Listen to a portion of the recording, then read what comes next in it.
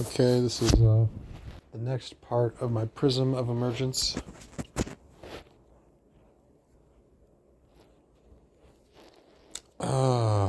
I just finished the last one.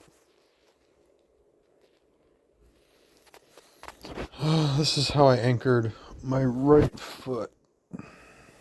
I was, you don't have to necessarily tattoo all the words on your feet or anything like that, but it was as I used absorption to discover the end of these features, but they still have a use in the teaching as you would ever need to negate something or know a positive outcome. I got really stuck on titles lately, and I had never needed titles, I just needed function.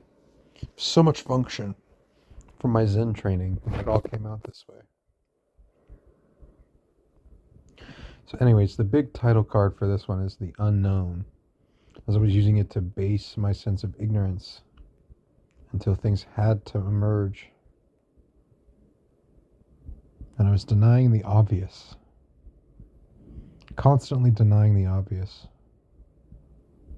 So it was always a little bit deeper than the obvious.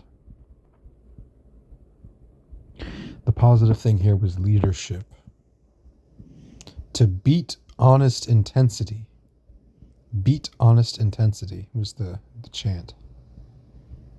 And cats, a famous Zen koan and mantra. But my takeaway was Buddha has no self-nature. And that was going to be the exact anchor to the truth. But with the path as it lines up, I could speak on this for a moment. As it lines up is actually more about the movement of the path and the right leg. That's how I hold it in my body map. So this, the prism of emergence actually is a body map for the arms and legs. It's a system that will focus you, and then you can still do chakra work and stuff like that, but that is all important. But it's more traditional than what this is. This actually is about the negation of being in the end. So that when you appear, you're exactly unadulterated. You're your true self. The promo, the awkward satire. I'm not sure what I was going to be satiring, but mainly people were looking at me and I was feeling awkward and I knew I had to deal with awkwardness. And there was a truth that I saw online that you have to trust the awkward people. No matter how they really present, you have to trust that they're trying to get something accomplished, even if they're awkward. So here's our three again, the first three after the promo. Attention, sight, and view. And that was coming through the feet. So these are kind of like powers, these 1, 2, 3s. Powers, and then ways you can activate things. Not everything is as complicated as the right hand was. The right hand was the most complicated because it had so much to do with coordination. What we're spending here is beef. Like there's conflict. If there's conflict, you got to spend it. And as I'm doing that now, waking up a little bit of joint pain and how long my legs feel compared to how much what is this subtlety there is in this path right now.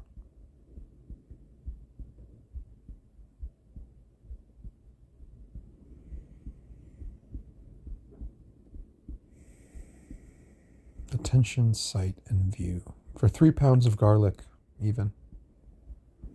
I guess I was determined to break the vampire shell.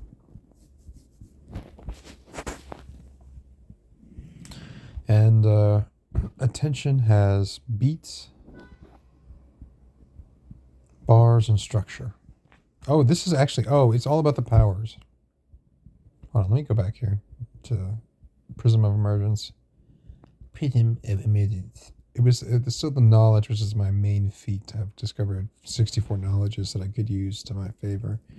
The flame was to know that I should be seeking warmth no matter what. I should always be trying to find warmth, even if it's dull. Try to liven it with understanding.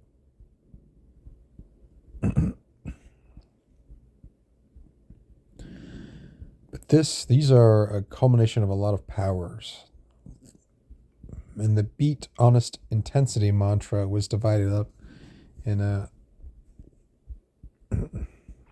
among the attention, sight, and view. So attention, beat, and then the breath here is the bars, if we can ever get to how I'm going to be singing or something at this point. Structure, concentration, with the focus of social dynamism. And that exactly broke for me as well, but I felt like it was more of an activation. Being more confident socially again when I felt like I had lost my voice in such a way. That was part of my schizophrenia, you know. I couldn't speak. I had kept comparing myself to my old self. I had a lot of work to do, and I couldn't be who I wanted to be. And social dynamism was a goal to hit.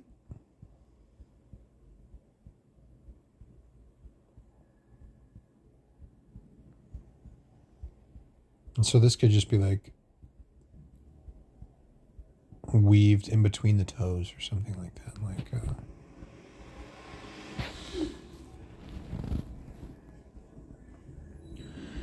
Then there's sight, the spending the beef, honest perspective, victory, and hot shit.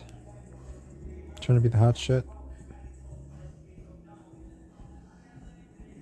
That's what victory seemed to be. But you still have to deal with hot shit. So I guess that is a beef issue. I don't normally have it.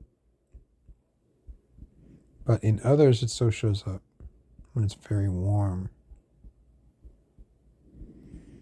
And they're kind of angry. Like their poop even is angry. So it's like, I don't know, it's stirring up, chaotic even. Comes out in their energy, you know?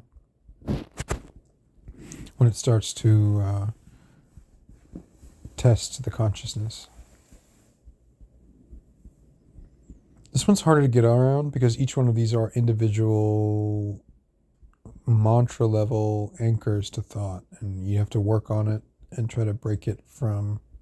Actually, what did I do with the powers that was different? I just absorbed them until I gained wieldiness and to some degree. So this is, I'm seeing a structure in my mind. And it is exactly still frame-like, so I can incorporate the right hand, and it is as the right hand goes to the right foot, and then to the left foot, and then up to the left hand, to build kind of a swing or something. I'm not sure what you would need to refer to it as. But the being was freed. Okay. Sight. As sight is a power. As honest perspective is a power. As victory is a power, there can be hot shit. As attention is a power for beats. Bars and structure is a power for concentration. There can be social dynamism. And then view. Always the calibration of view. And intensity peaks. And there can be an answer. All of those were powers to promote. And I would be so awkward. I would be so awkward trying to just talk about them directly. I never knew what I was supposed to do. But as long as I had these on my mind, I was able to activate them. And it's not like you keep them all on your mind. You try to keep one in your mind or keep one of the goals in mind and try to string them together. And you know you're spending that beef. You're spending that beef the whole time because it's exactly as it reduces conflict.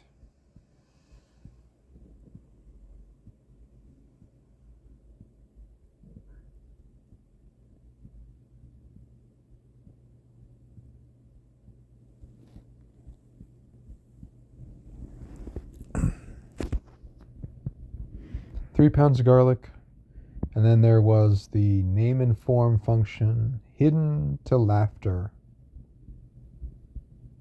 Hidden to laughter. Not that the laughter was hidden, but the difference between name and form would be hidden to laughter. And that was the hardest one of the name and forms to understand. And that was exactly as it appeared to me. I understood it to be where it needed to be placed in the foot. And to keep that with this calibration of powers. They will be hidden or there will be laughter, kind of thing. And I have to judge with that mechanism. And so hopefully someone can take something from that. But there's still the initial path where you're not judging or... Okay, so that's part of the Tathagata path. Judging, ruminating, that's where we are in my path as it stacks. Maybe we'll add that into the next one when I'm a little more clear on this one. There's the acknowledgement, righteousness, and stance as positive factors in the prism of emergence. And the negations are the Dharma, Buddha, and path. It was still to say, you don't have to be a Buddha, and the Dharma needs to be negated to know. If you never try to break through the Dharma, you will never penetrate it. And we will never understand it. And the path itself, there can be no path when there's total chaos. If everything is spiraling all out of control, you need to deny that there's a path and try to concentrate. And so what was it that was denied? It has no self-nature. Dharma has no self-nature. It's not that it's impure. It's that it's negated of self. Buddha is negated of self, and the path is negated of self. The path itself is no self. And that was my critical insight. Then we get to the positions. You can actually label your toes or something. Status and goal, knowing and function, leadership, and then the overture, which is all success. All success. And then at the knee, I had no gravity and no path. And it was the big, obvious collective, the wasted center. I don't know why I was so wasted there. But that's how I came out to have a negation, which facilitates the path. Acceptance was next, with the perfect agreement. This is my truth. I was searching for the perfect agreement as a basis of no self. And another thing to do with the power was the surrender of absurdity to men. Women are not absurd, okay? They really are not. Men can be very absurd in the things they will go through. And they need a reality check sometimes. So we must surrender with tranquility, which is coming down in the next level. Tranquil surrender. Tranquil surrender is the positive to surrender absurdity. You don't have to make yourself a fool to be successful. But, the fool is a important part of the king's court, Speaking the truth is hard to pronounce. in front of the king.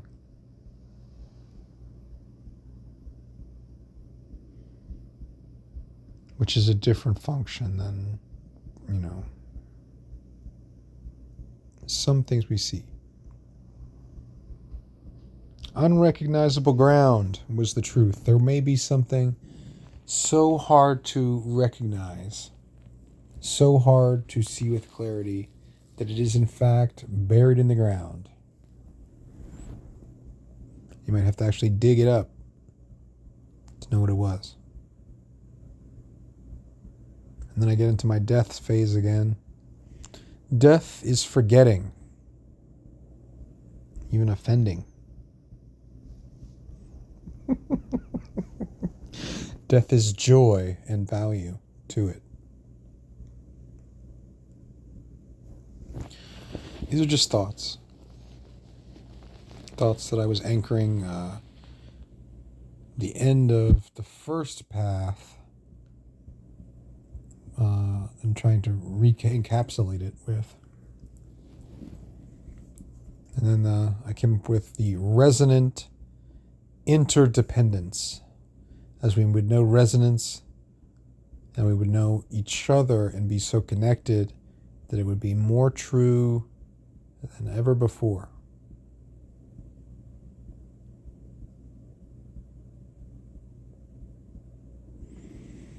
Tranquil surrender, lasting functions, and the powers. As the last section was the fates, all the fates of things, how they can be decided, and powers as we can know without rumination the absorption of powers.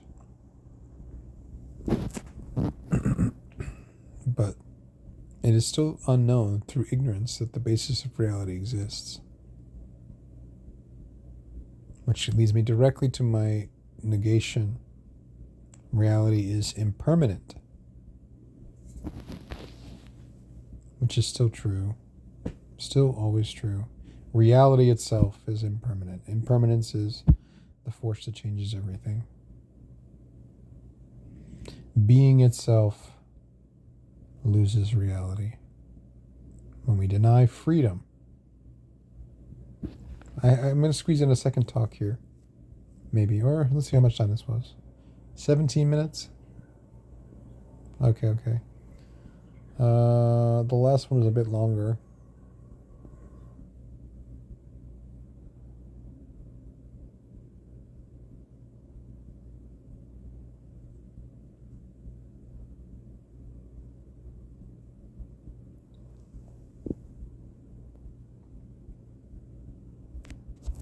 Okay, let's do the next one.